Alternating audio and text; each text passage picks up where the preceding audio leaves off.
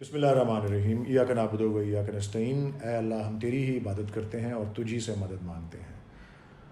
معزز خواتین و حضرات، السلام علیکم۔ میں ولید اقبال آپ سے ہم کلام ہوں، اور آج آپ سے ہم کلام ہوں جو ہمیں معیشت کے بارے میں، جو ہمیں اکانومی کے بارے میں اب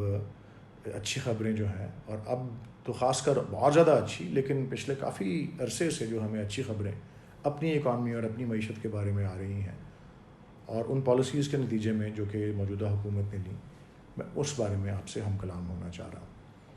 اور سب سے پہلے تو آپ کو یہ اندازہ لگانا ضروری ہے کہ کس قسم کی گہری کھائی میں، کس قسم کے پاتال میں ہماری معیشت کو پچھلی حکومت پھینک کر گئی تھی۔ اور اس کے بارے میں تو ایسے ماہر معاشیات جو ہیں، اکانومسٹس جو ہیں، جنہوں نے اسٹڈی کیا ہوا ہے اور اچھی طرح جانتے ہیں، جن کا ہماری حکومت یا موجودہ حکومت یا پارٹی سے کوئی تعلق نہیں ہے، انہوں نے یہ ضرور تسلیم کیا ہے کہ جب 2018 کے شروع میں پی ایم ایل این کو اس بات کا اندازہ ہو گیا تھا کہ وہ اب الیکشن اگلا جو ہے وہ جیتنے کے پوزیشن میں نہیں ہے، تو انہوں نے جاتے جاتے ایسے اقدامات لیے کہ جس نے آنے والی حکومت کے لیے معیشت کو چلانا جو ہے تقریباً ناممکن بنا دیا تھا۔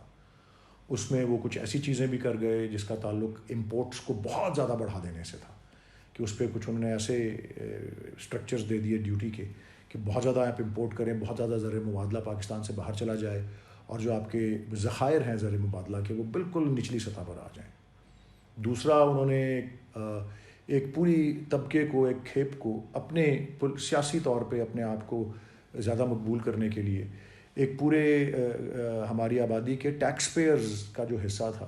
اس کو انہوں نے ٹیکس سے ایگزمپٹ کر دیا، اور اس میں یہ کہ جو خزانے میں آمدن آتی ہے، جو ملک کماتا ہے ٹیکسز کے ذریعے، اس کو بھی بہت زیادہ مفلوج کر دیا، کیونکہ اور پھر جب ایک نئی حکومت آتی ہے تو پھر آپ ایک طبقے کو جس کو ریلیف ملا ہوا ہے، آپ اس کو پھر ایک دم اوپر لے جائیں تو وہ بھی پھر آ کے آہستہ آہستہ کرنا پڑا۔ اور جو تیسری چیز جو کی وہ یہ تھی کہ مصنوعی سطح پر جو کہ ہمارا ایکسچینج ریٹ ہے روپے اور ڈالر کا، اور وہ بھی پاکستان کی جیب سے ڈالرز نکال کے مارکیٹ میں پھینک کر، یعنی ایک مصنوعی سطح پر ایکسچینج ریٹ کو رکھا ہوا تھا۔ تو اس پس منظر سے جب ہم اب آتے ہیں آج کے حالات پر، یہ تو صرف یہ تھا آپ کو صرف اس بات سے آگاہ کرنے کا کہ کس قسم کی گہری کھائی اور پاتال میں ہماری معیشت جو تھی وہ پائی جاتی تھی، اور اس کو اس تباہی کے دہانے سے واپس لانے میں۔ اور اس کے بعد اب سب سے جو حالیہ خبر جو آئی ہے، ابھی ایک آدھ روز پہلے کی ہی ہے، کہ ہماری نیشنل اکاؤنٹس کمیٹی جو ہے NAC، اس نے جو اب سارے اعداد و شمار کو اکٹھا کر کے جو ابھی موجودہ مالی سال ہے 2020-21 کا، جو کہ 30 جون کو اب چند ہی ہفتوں میں اب جو ہے اختتام پذیر ہو رہا ہے، اس میں پاکستان کی گروتھ ریٹ جو ہے وہ 3.94% پہ ہوگی، یعنی کہ آلموسٹ 4% کی اکانومی کی جو ہے ہماری گروتھ ہے۔ اور آپ یہ دیکھیں کہ یہ وہ وقت ہے جب 16 مہینے ہو گئے ہیں پاکستان کیا دنیا بھر کو کووڈ کا جو ہے اس کی لپیٹ میں جو ہے وہ آئے ہوئے، جس نے دنیا بھر میں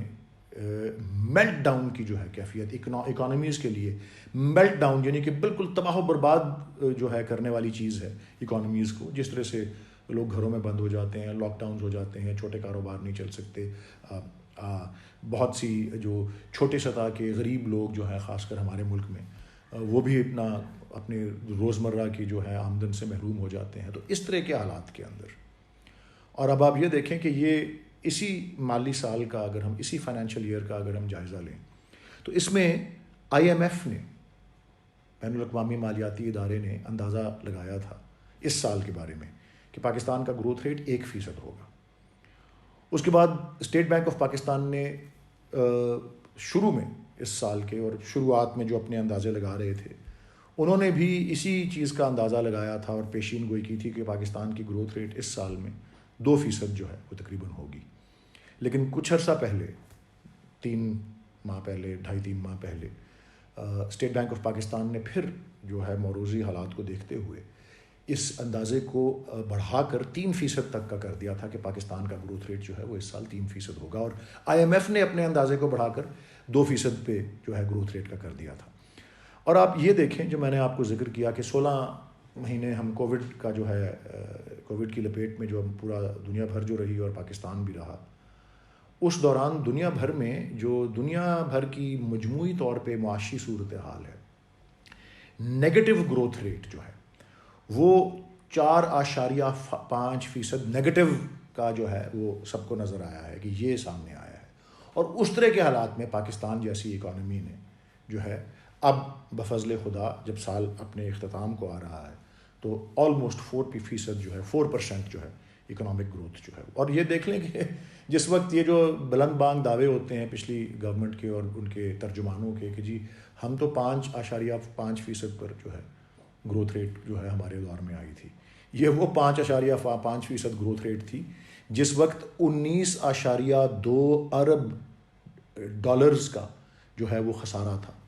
19.2 بلین کا ڈیفیسٹ تھا، تجارتی خسارہ جس کو آپ کرنٹ اکاؤنٹ ڈیفیسٹ کہتے ہیں. اور آپ یہ دیکھیں کہ اس کرنٹ اکاؤنٹ ڈیفیسٹ کو، اس تجارتی خسارے کو 19.2 ارب سے اب 10-11 ماہ سے یہی وہ خسارہ ہے جو کہاں 19.2 ارب اور کہاں کہ اس کو اب 10 مہینے سے وہ سرپلس یا فاضل میں ہے، پلس میں ہے. اور ہماری ایکسپورٹس جو ہیں وہ پچھلے ایک سال میں تقریباً 14-15% جو ہے ان میں اضافہ ہوا، 20 ارب سے زیادہ کی ایکسپورٹس ہو چکی ہوئی ہیں. اور جب تک سال ختم ہوگا تو اندازہ لگایا جا رہا ہے کہ 25 جو ہے ارب ڈالرز کی، 25 بلین ڈالرز کی پاکستان میں جو ہے وہ ایکسپورٹ ہو چکی ہوں گی. اب دیکھیے پاکستان کے جو ریمیٹنسز جو ہیں، انورڈ ریمیٹنسز کے پاکستان سے باہر رہنے والے پاکستانی جو ہیں جو پاکستان کے اندر پیسے بھیج رہے ہیں، اور مسلسل جو ہے ہر مہینے جو ہے آپ کے 2 ارب ڈالر سے زیادہ جو ہے انورڈ ریمیٹنسز آتی رہی ہیں. اور اب تو حالیہ 2.6 یا تقریباً 2.8 ارب جو ڈالرز پہ جو ہے ماہانہ جو ہے آپ کی ریمیٹنسز جو ہیں